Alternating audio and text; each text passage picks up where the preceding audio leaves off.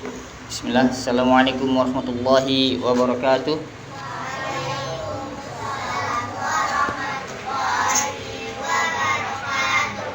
Alhamdulillah hamdan katsiran thayyiban mubarakan fihi kama yuhibbu rabbuna wa yarda.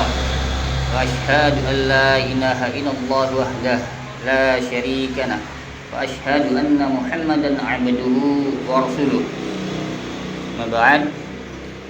Alhamdulillah, kita bersyukur kepada Allah Subhanahu wa taala yang telah mengumpulkan kita di surau ini untuk belajar Al-Qur'an dan belajar agama. Ini satu nikmat yang mana Nabi kita sallallahu alaihi wasallam bersabda, "Majtama'a qaumun fi baitin min buyutillahi." Tidaklah suatu kaum berkumpul di salah satu rumah dari rumah-rumah Allah,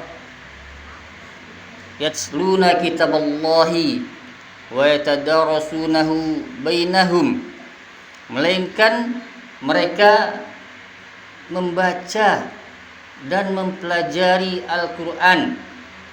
Ya. Jadi kata Nabi, tidaklah suatu kaum berkumpul di salah satu rumah dari rumah-rumah Allah, melainkan mereka itu membaca Al-Qur'an, mempelajari Al-Qur'an, ya. Illa nazzalat 'alaihimus sakinatu, melainkan akan diturunkan ketenangan, ya, akan diturunkan ketenangan kepada mereka. Illa nazzalat 'alaihimus sakinatu wa ghasyiyatuhumur rahmatu, dan dinaungi oleh rahmat Allah, ya. Wa haffathumul malaikatu, dan dikelilingi oleh para malaikat.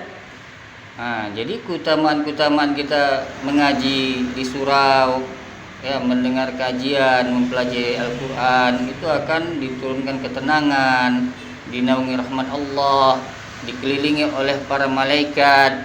Wa dzarakahumullahu fi man 'indahu, dan disebut-sebut oleh Allah di hadapan para malaikat yang ada di sisinya. Nah, jadi disebut-sebut oleh Allah di hadapan para malaikat yang ada di sisinya. Ini salah satu keutamaan kita membaca dan mempelajari Al-Qur'an, ya, di masjid, di surau.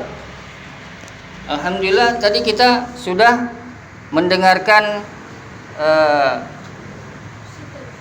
protokol dan membaca ayat dari kawan-kawan kita. Mungkin bagi kita yang sudah dewasa ini suatu hal yang biasa-biasa aja, ya. Tapi bagi anak-anak kita ini itu suatu hal yang luar biasa, ya. Dengan mereka tampil menjadi protokol membaca ayat, ya, mudah-mudahan mereka itu memiliki akhlak mental yang baik dan terpuji, berani tampil untuk hal-hal yang kebaikan, ya. Walaupun bagi kita ini biasa-biasa saja, tapi bagi anak-anak kita ini insya Allah suatu hal yang luar biasa. Ini salah satu pendidikan bagi anak-anak kita. Dan yang paling penting, ya, itu nanti anak-anak kita nanti itu jadi anak-anak yang soleh dan soleha, apapun profesinya nanti, ya. Sebab anak-anak kita ini adalah aset bagi kita. Ya, kalian ini aset bagi orang tua. Kata Nabi, apabila anak Adam itu mati, meninggal dunia, putus semua amalannya, nggak bisa nambahin amalannya, nggak bisa beramal, nggak bisa beramal soleh, nggak bisa lagi. Kenapa? Karena udah mati. Kecuali 3, sedekahun jariyah, sedekah jariyah, kata Nabi. Nah, sedekah jariyah itu apa? Sedekah yang bermanfaat bagi orang lain. Atau misalnya kita berinfak, yang dengan infak kita itu bisa dipergunakan untuk orang lain. Itu walaupun kita sudah mati, itu pahalanya akan terus mengalir. Kemudian ilmu yang bermanfaat dan doa anak yang soleh, ya. Jadi anak yang soleh itu aset bagi orang tua. Kata Nabi, anak itu hasil jerih payah kalian. Jadi walaupun anak itu enggak mendoakan, Kalau anak itu berbuat kebaikan, beramal soleh, itu pahalanya akan mengalir ke orang tuanya. Contoh, misalkan orang tuanya sibuk dengan urusan pekerjaan, urusan dunia, hingga lupa zikir pagi, zikir sore, atau lupa membaca Al-Quran. Tapi anaknya datang ke tempat tahfiz, belajar Al-Quran, membaca Al-Quran setiap hari, zikir pagi, sore, itu orang tuanya akan mendapatkan pahalanya. Sesuai sabda Nabi, anak itu jerih payah orang tua. Jadi kebaikan-kebaikan yang kalian lakukan itu adalah pahalanya untuk orang tua dan untuk kalian. Ya, paham ya? Nah, baik, barakallahu fikum. Jadi di malam yang berbahagia ini, Abi ingin memberikan hadiah buat kalian. Mau nggak hadiah? Hadiahnya sabda Nabi Sallallahu Alaihi Wasallam, sebuah hadis Nabi. Nabi Sallallahu Alaihi Wasallam bersabda, "Alaikum bis-sidqi, fa inna sidqa yahdi ilal birri, wa innal birra yahdi ilal jannati, wa ma yazalu rajulu yasduqu wa yatakhara sidqa hatta yuktaba indallahi siddiqan, wa iyyakum wal kadhiba, fa innal kadhiba yahdi ilal fujuri, wa innal fujura yahdi ilan nari, wa ma yazalu rajulu yakdzibu wa yatakharral kadziba hatta yuktaba indallahi kadzaban." Tahu artinya? Enggak kan? Nah, ini aku jelaskan ya. Ini hadiah buat kalian. Mudah-mudahan menjadi petunjuk bagi kita semua. Nabi Shallallahu Alaihi Wasallam bersabda, "Alaikum bis-sidqi." Peganglah oleh kalian kejujuran. Tahu jujur? Apa itu jujur? Siapa yang tahu? Coba tunjuk tangan. Apa itu jujur? Coba. Itu jelek itu jujur itu tidak mengecoh, itu kebalikannya itu. Ya. Jujur itu kesesuaian berita dengan realita. Maksudnya apa yang disampaikan, apa yang diucapkan sesuai dengan kenyataan yang ada. Itu namanya jujur. Ya. Kata Nabi, "Alaikum bis-sidqi." Perhatikan. Perhatikan dulu ya. Perhatikan nanti sebentar ini. Kata Nabi, peganglah kejujuran. Fa inna sidqa yahdi ilal fujura. Karena sesungguhnya kejujuran itu membawa kepada kebaikan. Ya. Wa innal fujura yahdi ilal jannati, dan kebaikan itu membawa ke surga. Nah, berarti orang yang jujur dimasukkan kemana? Ke surga. Karena setiap kejujuran itu pasti akan membawa kebaikan, dan kebaikan itu akan membawa ke surga. Wa ma yazalu rajulu yasduqu, dan seseorang berbuat jujur. Perhatikan. Tahu kan? Dan seseorang berbuat jujur. Wa yataharras sidqa, dan selalu berusaha untuk jujur. Hatta yuktaba indallahi siddiqan, hingga dicatat di sisi Allah sebagai seorang yang jujur. Mau enggak dicatat di sisi Allah sebagai orang yang jujur? Hah? Mau enggak jadi orang yang jujur? Orang jujur itu tadi masukkan kemana? Ke surga. Kemudian wa iyyakum wal kadziba. Perhatikan.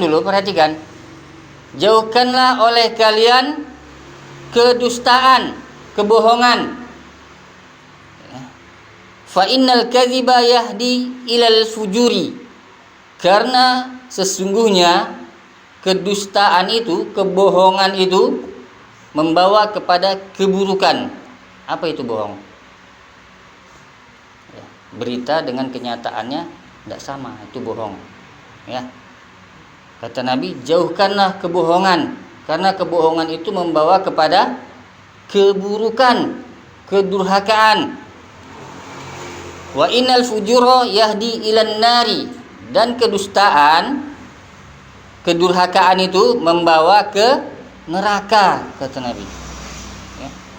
Wa ma yazalu rajulu yakdzibu, dan seseorang berdusta. Perhatikan dulu. Dan seseorang berdusta, wa yataharral kadhiba, dan selalu berusaha untuk berdusta. Ada nggak orang model ini? Ada. Dia bohong. Kalau kita berbohong, itu akan memunculkan kebohongan-kebohongan berikutnya. Kenapa? Karena untuk menutupi kebohongannya tadi, pasti dia akan ngapain? Bohong lagi. Betul nggak? Jadi ada seseorang berdusta dan selalu berusaha untuk berdusta. Hatta yuktaba indallahi kazzaban, dan dicatat di sisi Allah sebagai seorang pendusta. Mau nggak dicatat di sisi Allah sebagai seorang pendusta? Mana pilih? Jadi orang yang jujur apa yang pendusta? Jujur. Jadi jujur itu membawa kebaikan, dan kebaikan itu membawa ke surga. Ya. Jadi bahaya kalau bohong, sebab bohong itu membawa kemana? Ke neraka. Ini yang main-main, tolong mau dengarkan nggak? Kalau nggak mau mendengarkan, silakan di luar, nggak apa-apa. Ya, jangan mengganggu, kalau nggak nanti yang lain jadi terganggu. Ya. Kalau orang yang jujur dalam perbuatannya, ya, dia tuh nggak peduli dengan apa kata orang lain. Ya, jujur, misalnya dia berbuat baik kepada orang, ya, membantu orang, dia nggak peduli mau orang itu mengucapkan terima kasih atau enggak, atau bahkan dimusuhi sekalipun dia nggak peduli. Kenapa? Karena dia mengharapkan pahala dari Allah, jujur dalam keikhlasan. Jadi kalau kita berbuat baik kepada orang, ya, kita nggak akan mengharapkan terima kasih kepada orang. Ya. Apakah orang itu berterima kasih ataupun orang itu bahkan memusuhi kita nggak peduli. Ini namanya orang yang jujur dalam keikhlasan, orang yang jujur. Tapi seandainya kita yang orang yang berbuat baik kepada kita, ya, kita juga harus berterima kasih. Bagaimana caranya? Dengan mengucapkan apa? Mengucapkan apa? Ya, jazakallah khairan. Ya, jazakallah. Semoga Allah membalas kebaikanmu. Jadi kalau orang yang berbuat baik kepada kita, kita mengucapkan jazakallah atau jazakallah khairan. Ya.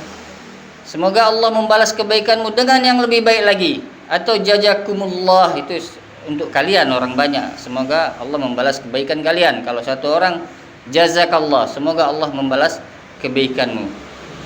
Nah, ini kalau orang yang jujur. Jadi seandainya nanti kita ada menolong orang, berbuat baik kepada orang, harus jujur untuk apa? Untuk mengharap mendapatkan pahala dari Allah. Kan ada tuh orang kalau udah ditolong orang, dibantu orang, ya, terus orang itu nggak mengucapkan terima kasih, kita marah-marah. Oh, udah dibantu, ditolong, nggak mengucapkan terima kasih, awak lo dimusuhinnya. Nah, ini tandanya orang nggak jujur, ya, nggak jujur dalam keikhlasan, nggak ikhlas dia. Tapi kalau dia jujur menolong orang, membantu orang karena Allah, dia nggak peduli mau orang tuh mengucapkan terima kasih, mau dimusuhinya, itu nggak peduli dia. Terserah dia, itu hak dia. Ya, yang penting mengharapkan pahala dari Allah. Bisa nggak kayak gitu? Insya Allah. Ya, ini bukan untuk kalian, untuk Abi juga seperti itu. Kita sama-sama belajar. Jadi kita di sini ini bukan orang-orang baik. Yang datang ke surau ini bukan orang-orang baik, betul nggak? Tapi orang-orang yang berusaha untuk baik. Nah, jadi orang baik itu siapa? Orang yang baik itu orang yang nggak mau ke surau, itu orang yang baik, karena mereka merasa nggak punya dosa, nggak ada dosa, jadi mereka nggak mau ke surau, kan gitu. Jadi kalau yang ke surau ini memang kita banyak dosa, bukan orang baik, kita mengharap ampun dari Allah, makanya kita datang ke surau untuk belajar jadi orang baik. Nah, jadi kalau nampak orang yang nggak ke surau itu, jangan dibilang orang itu orang nggak baik, itu orang baik semuanya. Ya, seandainya Allah memberikan hidayah padanya, Bisa jadi ibadah dia lebih santiang dari kita lagi. Nah, makanya dari sekarang kita jangan suka berprasangka buruk sama orang.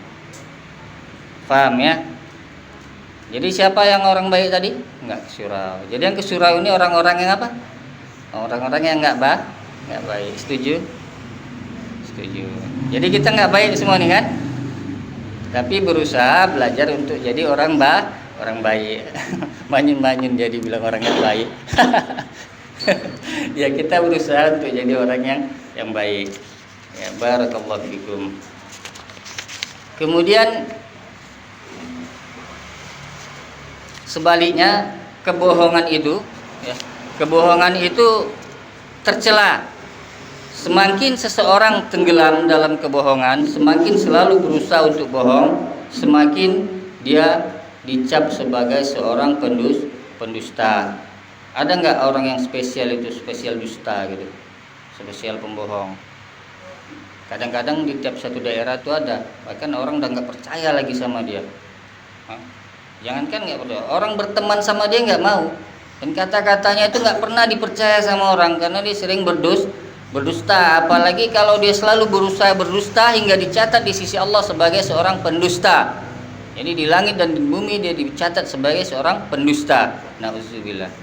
Nah, mulai dari sekarang kita jauhkan sifat dusta, kita jauhkan kebohongan. Jangan sekali-sekali berbohong. Ya, karena sekali berbohong itu akan memunculkan kebohongan berikutnya. Kenapa? Karena untuk nutupin kebohongan tadi kita bohong lagi. Nah, contoh disuruh mengaji tapi nggak datang ngaji. Sampai rumah takut dimarahin karena dia bilang tadi ngaji. Akhirnya dia ngarang-ngarang cerita bohong lagi. Ya, untuk nutupi kebohongannya tadi ditanya bohong lagi. Hingga dicatat di sisi Allah sebagai seorang pembohong. Mau enggak? Enggak mau, makanya jujur. Lalu kalau kita terlanjur berbohong gimana caranya? Ya jujur aja lagi, akui kebohongan kita. Mohon maaf sama orang tua. Mudah-mudahan Allah mempermudah urusan kita. Ya, tapi kalau bisa jangan sampai kita berbohong, berusaha jujur. Ya, kita menghafal Al-Qur'an setiap hari, ya. Tapi kita berbohong, ya, itu tidak baik seperti itu. Dan yang membuat kami semangat juga ya sebagai pengajar ini, kita ada melihat itu anak-anak yang mengaji dari jam 2. Kita kan tahfiznya dari jam 2 kan. Dari jam 2 sampai menjelang asar. Nah, kemudian dia pulang ke rumahnya. Di rumahnya juga dia mengaji ternyata. Ini orang tuanya yang bercerita. Nah, setelah itu sebelum maghrib diantar orang tuanya lagi datang kemari untuk mengaji lagi. Masya Allah, semangatnya sungguh luar biasa. Ini kita bangga dengan anak-anak seperti ini, dan Abi harap ini tetap istiqomah. Dan kita berusaha untuk mengadakan nanti tahfiznya jam 2 sore. Terus selama ini kan yang sore cuman untuk anak-anak tingkat SMP SMA gitu kan. Tapi untuk selanjutnya insya Allah kita akan berusaha untuk buat yang itu. Dan untuk kedepannya kita ada rencana tahfiznya itu, tahfiz rumah tahfiz mata itu kita rencana di surau ini lagi. Dari jam 2, kemudian dari asar, dari jam 5 sampai maghrib sampai isya lagi. Ya, dan itu anak-anaknya kebanyakan dari desa seberang gitu ya. Yang desa sini pun ada. Alhamdulillah, masya Allah, semangat ada Cibada Air, ada yang dari Ulu Banda sana, ada yang dari Sirambang sana, ya. Itu bolak-balik orang tuanya nganterin itu semangatnya luar biasa. Ya, alhamdulillah, mudah-mudahan tetap istiqomah. Sampai di mana tadi? Sampai kebohongannya. Cerita kita kan hadiahnya tadi tentang jujur dan bohong. Dusta yang terbesar, tahu nggak dusta yang terbesar? Ya, Allah Subhanahu Wa Taala berfirman, "Wala taqulu lima tasifu alsinatukumul kadhiba, hadza halalun wa hadza haramun." Dan janganlah kalian mengatakan terhadap apa yang disebut-sebut oleh lidah kalian secara dusta, ini halal, ini haram. Ya. litaftaru 'ala Allahil kadhiba, untuk mengada-adakan kebohongan terhadap Allah. Innal ladzina yaftaruna 'ala Allahil kadhiba la yuflihun, sesungguhnya orang-orang yang mengadakan kebohongan terhadap Allah tidak akan beruntung. Mata'un qalilun walahum 'adzabun alim, itu adalah kesenangan yang sedikit dan mereka akan mendapat azab yang pedih. Ya, kebohongan yang terbesar itu adalah kebohongan terhadap Allah, mengatakan ini halal, ini haram, ya, padahal enggak. Ya. Jadi intinya kalau kita nggak tahu ilmunya, jangan mengatakan ini halal, ini haram, ya. Dan Allah berfirman dalam ayat yang lain, wa yaumal qiyamati taral ladzina kadzabu 'ala Allahi wujuhuhum muswaddatun, dan pada hari kiamat engkau akan melihat orang-orang yang berdusta terhadap Allah wajahnya menghitam. Nah, ini dampak buruk dari kedustaan. Kemudian kedustaan terhadap Nabi. Ya, Nabi bersabda, "Man kadzaba 'alayya muta'ammidan falyatabawwa maq'adahu minan nari." Barang siapa yang berdusta dengan sengaja atas diriku, ya, maka silahkan memilih tempat duduknya di neraka. Maksudnya orang yang menyampaikan hadis-hadis palsu, ya. Ini untuk para ustadz, ya, ada hadis palsu atau hadis yang enggak jelas itu disampaikan, itu berarti sengaja berdusta atas nama Nabi. Ya, kata Nabi, silakan pilih tempat duduknya di neraka yang mana. Dan kebohongan itu adalah sifat yang paling menonjol dari orang-orang munafik. Perhatikan, kebohongan sifat yang menonjol dari orang-orang munafik. Ini Nabi yang mengatakan, ayatul munafiqin salasun, tanda orang munafik itu ada 3, kata Nabi. Munafik itu ada 2, ya. Pertama munafik i'tiqad. Munafik i'tiqad itu munafik keyakinan. Ya, dia casingnya luarnya aja Islam, tapi hatinya sebenarnya sangat benci dengan Islam. Dia berusaha untuk menghancurkan Islam. Ini namanya munafik keyakinan, dan kata Allah orang yang seperti ini, munafik seperti ini tempatnya di kerak neraka yang paling bawah. Ya. Dan kata Nabi, sifat tanda orang munafik itu ada 3. Apa-apa aja coba, siapa yang tahu? Nah, perhatikan. Iza haddasa kadzaba, bila berbicara berdusta. Ini tanda-tanda orang munafik. Bila berbicara berdusta. Wa iza ada akhlafa, dan berjanji mengingkari. Kalau berjanji dia selalu ingkar. Kalau dulu waktu Abi belajar di SMP, waktu masih SMP, Abi masih ingat sampai sekarang, ada nama pelajaran kita dulu PMP, Pendidikan Moral Pancasila. Itu guru kita bilang, orang-orang yang tidak punya pendirian itu orang-orang yang sering berjanji, dia. Ya, memang masuk akal juga, dia bilang orang yang sering berjanji itu orang yang nggak punya pendirian. Nah, tapi kata Nabi, ciri-ciri orang munafik berdusta, terus ingkar janji. Yang terakhir, yang ketiga, wa iza tumina khana, dan bila diamanahi berkhianat. Nah, disuruh sama jaga rumah, mauinin kadai, ya jaga rumah, tapi PT banyak. Dari mana? Dari dompet ama. Ini namanya nggak amanah. Atau disuruh mauinin kadai, ya PT diambil, ini namanya nggak amanah. Ya. Kalau ada seperti ini berarti ada tanda-tanda sifat orang munafik. Tanda sifat orang munafik itu ada berapa tadi? Yang pertama berdusta, kedua ingkar janji, yang ketiga berkhianat. Kemudian Nabi pernah bersabda, perhatikan dulu, duduk sini. Ya, ini sebuah hadisnya panjang. Nabi SAW bermimpi. Nabi mimpi. Nabi bersama 2 orang malaikat melewati seorang laki-laki yang sedang terlentang di atas tengkuknya. Tengkuk mana ini ya? Laki-laki yang sedang terlentang di atas tengkuknya. Kemudian seseorang lagi, ada lelaki yang memegang cangkuk dari besi, pengait dari besi. Kemudian orang yang memegang besi ini di cangkuknya, mulutnya sampai ke tengkuknya ini. Sakit nggak kira-kira? Seretnya gini. Kemudian dari matanya sampai ke tengkuknya. Setelah itu yang sebelahnya lagi ditariknya gini sampai ke tengkuknya. Kemudian matanya ditujuk sampai ke tengkuknya juga. Kemudian setelah itu Allah membaguskan wajahnya lagi. Tapi orang itu balik lagi, mencangkuk lagi. Sakit nggak? Terus seperti itu.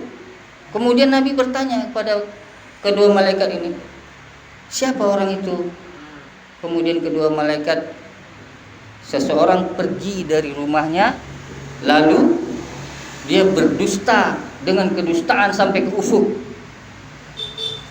Jadi orang-orang yang berdusta, yang suka berdusta itu ini dosanya, ini hukumannya. Nah, jadi orang yang dusta ini bukan termasuk dosa kecil, tapi termasuk dosa yang besar. Kemudian sabda Nabi lagi, ada 3 orang pada hari kiamat yang nanti tidak diajak bicara oleh Allah, tidak mensucikan mereka dan akan mendapatkan azab yang pedih. Salah satunya orang yang pendusta. Jadi di hari kiamat nanti semua orang diadili, tapi orang ini nggak dipandang sama Allah. Berarti langsung dicampakkan ke mana? Ke neraka. Salah satunya pendusta. Ya. Yaitu seorang laki-laki, kata Nabi, ya. Seorang laki-laki yang menjual barang dagangannya. Ya. Kemudian dia berkata, aku beli harganya sekian, belilah sekian. Padahal perkaranya nggak demikian. Dia hanya untuk mendapatkan keuntungan. Misalnya dia beli 10.000, dia jual, ini aku beli tadi 30.000 ini, nah aku jual lah 11.000, atau ulangin aja lah modalnya. Padahal dia beli 10.000. Ini yang orang ini, kata Nabi, dia tidak akan dipandang oleh Allah di hari kiamat nanti. Jadi kalau kalian nanti berjualan, ya harus jujur, ya. Jangan sebut-sebut modal. Kalau ingin menyebut modal, jujur aja, sekian modal aja. Tapi kalau bisa jangan, ya. Paham kan? Kemudian sabda Nabi lagi, sungguh besar sebuah pengkhianatan manakala kamu mengatakan sesuatu pada saudaramu, dia mempercayaimu, namun kami membohonginya. Nah, misalnya kita berkata kepada teman kita itu percaya sama kita, padahal kita membohonginya. Nah, itu suatu dosa yang besar, itu namanya pengkhianatan. Dan Nabi SAW bersabda, man kana yu'minuna billahi wal yaumil akhir, barang siapa yang beriman kepada Allah dan hari akhir. Kita beriman enggak pada Allah dan hari akhir? Ya, kata Nabi, man kana yu'minuna billahi wal yaumil akhir, barang siapa yang beriman kepada Allah dan hari akhir, falyakul khairan, hendaklah berkata yang baik, aul yasmut, atau diam. Nah, kalau nggak bisa berkata yang baik, diam, kata Nabi. Barang siapa yang beriman kepada Allah dan hari akhir, hendaklah berkata yang baik atau diam.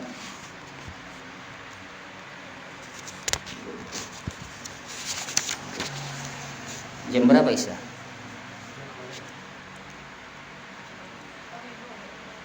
Yang lewat 21 ya. Ya, kemudian ini yang terakhir ya. Yang terakhir Allah Subhanahu wa taala berfirman, ya ayyuhalladzina amanu taqullaha wa kunu ma'as shadiqin. Wahai orang-orang yang beriman. Perhatikan, ini Allah yang berfirman ya. Perhatikan, hai orang-orang yang beriman, kata Allah, bertakwalah kalian kepada Allah dan hendaklah kalian bersama orang-orang yang jujur. Nah, jadi kalau ada orang-orang yang berduto, jangan dikawanan, jangan dekat-dekat, atau dinasihati. Kalau nggak bisa dinasihati, jangan berkawan joinnya. Pilih-pilih kawan. Beko terikut-ikut dosanya, terikut-ikut berdusta beko. Ya. Mau nggak jadi orang pendusta? Nah, pendusta itu di mana tempatnya tadi kata Nabi? Di neraka. Sedangkan kejujuran di mana? Di surga. Masuk surga apa neraka? Ya mudah-mudahan kita semua nanti dikumpulkan Allah di surganya. Ya. Mungkin ini aja yang bisa disampaikan karena waktunya juga sudah mau masuk isya. Kita tutup dengan doa kafaratul majlis. Subhanakallahumma bihamdika asyhadu an la ilaha illa anta astaghfiruka wa atubu ilaik. Assalamualaikum warahmatullahi wabarakatuh.